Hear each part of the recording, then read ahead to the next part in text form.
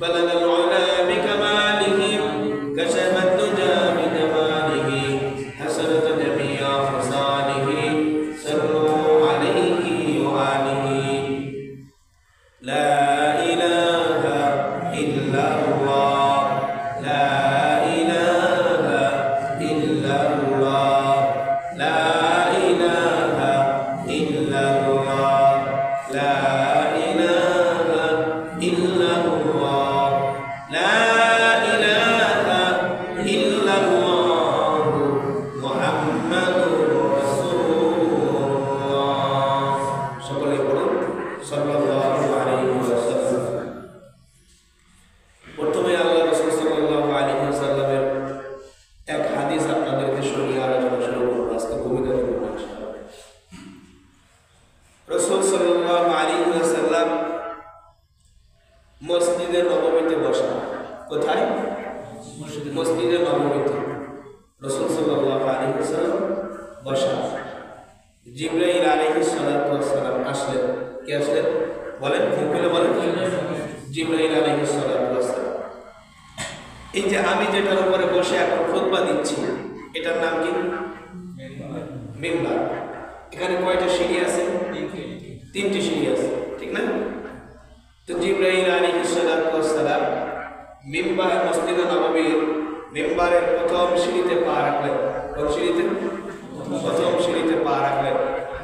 আর জিবরাইল আলাইহিস সালাতু ওয়াস সালাম বললেন, যে ব্যক্তি নবী মুহাম্মদুর রাসূলুল্লাহ সাল্লাল্লাহু আলাইহি ওয়াসাল্লামের নাম শোনার পরে তার নামের উপরে দুরূদ জ্ঞাপন করে না, দুরূদ পাঠ করে না, ওই ব্যক্তির উপরে আল্লাহ পাকের লানত।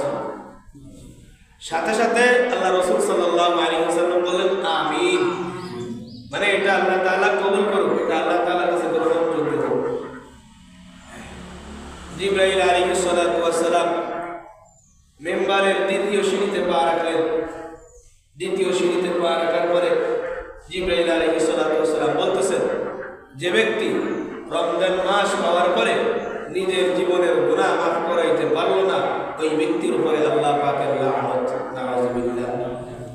সাথে সাথে রাসূল আরবি সাল্লাল্লাহু আলাইহি ওয়াসাল্লাম বলেন আমিন। 3 নম্বর সিঁড়ির উপরে জিবরাইল আলাইহিস সালাতু ওয়াস সালাম পা রাখলেন। জিবরাইল আলাইহিস সালাতু ওয়াস সালাম বললেন, যে ব্যক্তি পিতামাতা দুনিয়ায় জীবিত থাকা অবস্থায় জান্নাত অর্জন করতে পারলো না, জান্নাত ক্রয় করে নিতে পারলো না, ওই ব্যক্তির উপরে আল্লাহ পাকের লানত। রাসূল আরবি সাল্লাল্লাহু আলাইহি ওয়াসাল্লাম বলেন আমিন। মানে এটাও আল্লাহ তাআলা কবুল করুন। তিনটা কথা খুব মনোযোগ দিতে হবে, গভীরভাবে চিন্তা করতে হবে। রমজান মাস, আসলে রমজান শব্দের শাব্দিক অর্থ হলো জ্বালায়া পোড়ায়া সারখার করে দেওয়া। জ্বালায়া পোড়ায়া সারখার করে দেওয়া। তো কি জ্বালায়া পোড়ায়া সারখার করবে? আমার আপনার বাড়ি ঘর জ্বালায়া পোড়ায়া সারখার করবে না। রমজান এসেছে, আমার আপনার বিগত জীবনের সমস্ত গুনার ময়লাগুলো জ্বালায়া পোড়ায়া সারখার করে দেওয়া। আমার মায়েরা মাইকের আওয়াজ যতদূর পর্যন্ত যায় আপনারা একটু মাইকের দিকে লক্ষ্য করবেন। হাতের কাজটা ছেড়ে দিয়ে আজকে জুমার দিনের আলোচনাটা আপনারা শুনবেন, আপনাদের জন্য শোনাটা জরুরি। তো কি হলো? রমজান মানুষের বিগত দিনের পিছনের জীবনের সমস্ত গুনার ময়লাগুলো জ্বালায় পোড়া কি করবে? সারখার করে দিবে। রমজানের ইজ্জত রক্ষা করতে হবে, রমজানের ইজ্জত রক্ষা করতে হবে, রমজানের ইজ্জতের হেফাজত করতে হবে। বলে হুজুর রমজানের ইজ্জতের হেফাজত কেমনে করতে হবে? রমজান মাস এসেছে, আমার আপনার দোকানে গান বাজনা বাজে, টিভি চলে, টেলিভিশন চলে, একে রমজানের ইজ্জতের হেফাজত হলো না রমজানের ইজ্জতের ইজ্জত শেষ করা হলো? কোনটা হলো? হ্যাঁ, ইজ্জত শেষ করা হলো। রমজান মাসে প্রকাশ্যে, দিবালোকে প্রকাশ্যে মানুষ বিড়ি চুরুট খাচ্ছে। মানে রমজান মাস যে চলতেছে, ইয়ে নিয়ে মানুষের ভিতরে সামান্যতম লজ্জাবোধ নাই যে আজকে রমজান মাস চলতেছে, আমি রোজা নাই আর আমি রোজা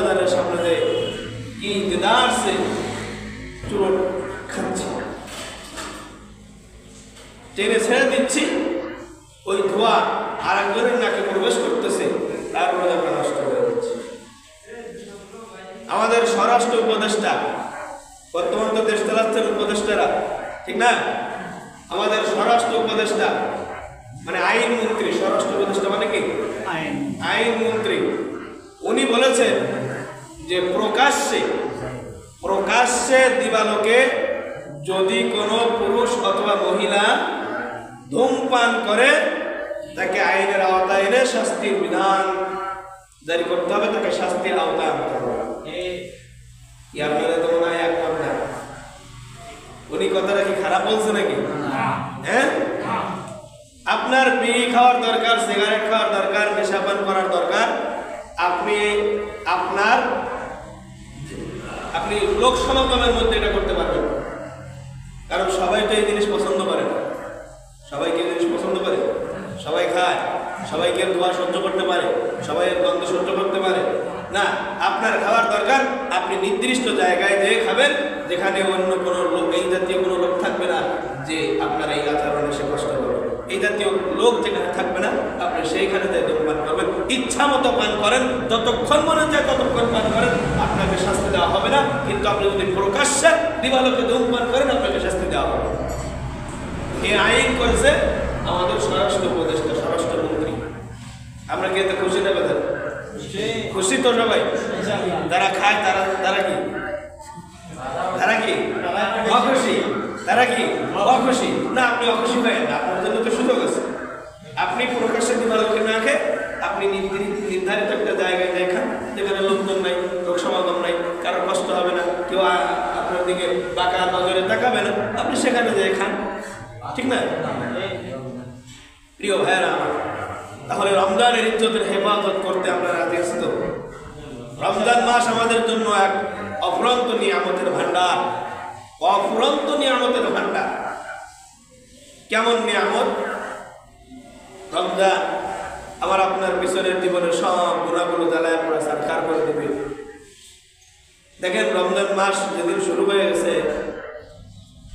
জান্নাতের ভিতরে সর্বপ্রথম মাস হলো রমজান মাস। সর্বপ্রথম মাসটা কি? রমজান মাস। আর দুনিয়াতে আরবি মাসের সর্বপ্রথম মাস হলো মুহররম মাস, কিন্তু জান্নাতের ভিতরে সর্বপ্রথম মাস হবে রমজান মাস।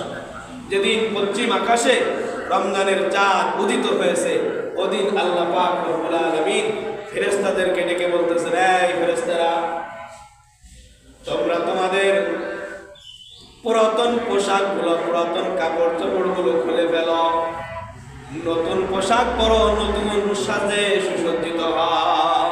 সুবহানাল্লাহ।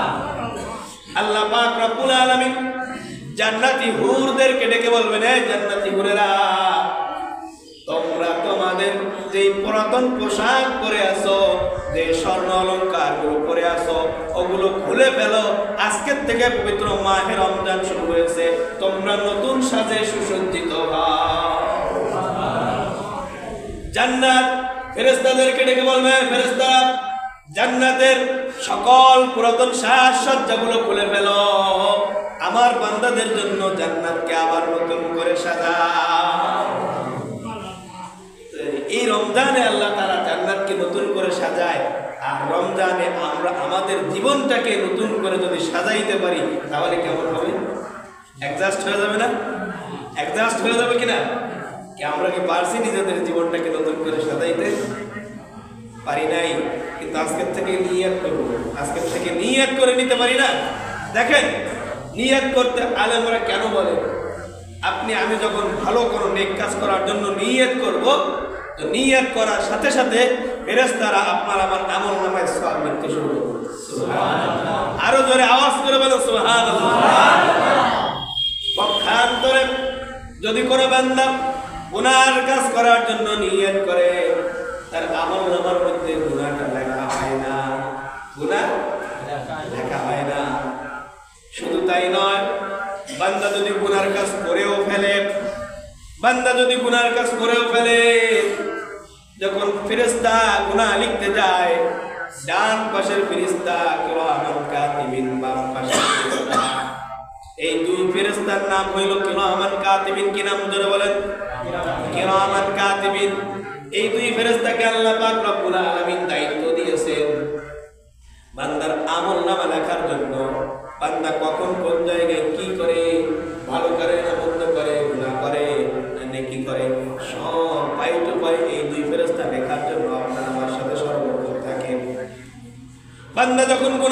করে ফেলে। ডান কাদের ফেরেশতা যখন গুনাহটা লিখতে যায়, বাম কাদের ফেরেশতা হাতটা ধরে বসে। সুবহানাল্লাহ বলেন। বাম কাদের ফেরেশতা হাতটা ধরে বলে, ভাই আল্লাহর বান্দার গুনাহটা এখনো লিখো না, দেখো আমার আল্লাহর বান্দা তওবা করে নাকি। সুবহানাল্লাহ, সুবহানাল্লাহ। দেখ, একটু অপেক্ষা করো ভাই, দেখো আল্লাহর বান্দা তওবা করে কিনা, একটু অপেক্ষা করো। কিছুক্ষণ অতিবাহিত হওয়ার পরে আবার যখন বাম পাশের ফেরেশতা গুনাহটা লিখতে যায়, ডান পাশের ফেরেশতা হাত ধরে বলে, ভাই আরেকটু অপেক্ষা করো, দেখো আল্লাহর বান্দা তওবা করে নাকি। সুবহানাল্লাহ। এইভাবে আবার কিছুক্ষণ অতিবাহিত হয়ে যায়। আবার ডান পাশের ফেরেশতা যখন গুনাহ লিখতে যায়, বাম পাশের ফেরেশতা হাতটা ধরে বলে, ভাই আরেকটু অপেক্ষা করো, দেখো আমার একটু অপেক্ষা করো, দেখো তওবা করে কিনা। এত দয়ালু আল্লাহ তাআলা তাদেরকে করে বানাইছেন। গুনাহটা লিখতে চায় না, কিন্তু নেকির কাজ করার নিয়ত করার সাথে সাথে ফেরেশতা লেখা শুরু করে দেয়। সুবহানাল্লাহ। আল্লাহ তাআলা আমার আপনার কাছে কত দয়ালু, কত দয়ালু। আপনি আমি কখনো ভাবছি, কখনো চিন্তা করে দেখছি সেই আল্লাহর ইবাদত করবো না, ইবাদত করবো কার? সেই আল্লাহ যে রমজানের রোজা রাখার জন্য দিলেন, সেই রমজানের অবহেলা করতেছি আমরা। এর থেকে এই যে আল্লাহ জিবরাইল আলাইহিস সালাম বললেন, যে ব্যক্তি রমজান পাওয়ার পরে জীবনের গুনাহ মাফ করাইতে পারলো না, ওই ব্যক্তির উপরে আল্লাহ লানত। ওই ব্যক্তির চাইতে বড় হতভাগা কপাল পোড়া দুনিয়ার জমিনে আর কেউ নেই। আমরা আসলে সেই দলে যেতে চাই না। আমরা কি সেই দলে যেতে চাই না? আমরা হতভাগা কপাল পোড়ার দলে যেতে চাই না। আমরা আল্লাহর দলে থাকতে চাই। কার দলে? আল্লাহর দলে থাকতে চাই, নেককারদের দলে থাকতে চাই, সালেহিন সাদিকিন বান্দাদের সঙ্গে আমরা থাকতে চাই, ঠিক না? প্রিয় ভাইরা আমার, এমনি করে যখন ওই যে ফেরেশতা গুনাহ লিখতেছে, লেখার দায়িত্ব, ফেরেশতারা গুনাহ লেখে না, এমনি ভাবে করে 24টা ঘন্টা অতিবাহিত হয়ে যায়। কত ঘন্টা? 24 ঘন্টা অতিবাহিত হয়ে যায়। এরপরে ফেরেশতারা গুনাহ লেখে, এরপরে ফেরেশতারা গুনাহ লেখে। কিন্তু 24টা ঘন্টা বান্দার জন্য অপেক্ষা করে, এই বান্দা তওবা করে কিনা। আমার আল্লাহ পাক রব্বুল আলামিন ডাক দিয়ে বলেন, প্রত্যেকটা বনি আদম গুনাহ করবে, প্রত্যেকটা বনি আদম ভুল করবে, কিন্তু ওই বনি আদমের মধ্যে আমি আল্লাহ পাক রব্বুল আলামিনের কাছে সর্বোত্তম বনি আদম হলো ওই বনি আদম, যেই বনি আদম ভুল করার পরে, গুনাহ করার পরে আমি আল্লাহ পাক রব্বুল আলামিনের কাছে তওবা করে নেবে। সুবহানাল্লাহ। আমি আল্লাহর কাছে তওবা করবে, অনুতপ্ত হবে, অনুশোচনা করবে, ওই বনি আদম হলো আমি আল্লাহ তাআলার কাছে প্রিয়, আমি আল্লাহ তাআলার কাছে অত্যন্ত ভালো। তাহলে আমরা ভুল করেছি বিগত দিনে, বিগত দিনে কি করেছি? ভুল করেছি, অনেক গুনাহ আমার আপনার দ্বারা সংগঠিত হয়ে গেছে, ঠিক না? কত গুনাহ নিজের অজান্তে করে ফেলেছি, কত গুনাহ চোখের দ্বারাই করে ফেলেছি, কত গুনাহ জবানের দ্বারাই করে ফেলেছি, কত গুনাহ হাতের দ্বারাই করে ফেলেছি, কত গুনাহ পায়ের দ্বারা করে ফেলেছি, জানি না। কত গুনাহ অন্তরে অন্তরে পরিকল্পনা করার দ্বারা হয়ে গেছে, জানি না। এই সকল গুনাহ থেকে আজকে আপনি আমি তওবা করব। রাজি আছি না? ইনশাআল্লাহ তওবা করব। তো কেমন তওবা করবেন? খালি তওবা, অন্তরের অন্তরস্থল থেকে তওবা। তওবা করি আমার তওবা ভাঙ্গিলাম, অবশেষে খাঁটি তওবা করিলাম। আজকে খাঁটি তওবা করব, খাঁটি তওবা করব। রাজি আছেন সবাই? আজকের মুনাজাতে তওবা করে জীবনের সমস্ত গুনার কথাগুলো স্মরণ করে আল্লাহ তাআলার কাছে কান্না করে এই আজকে জুমার নামাজ থেকে আমরা বের হব ইনশাআল্লাহ।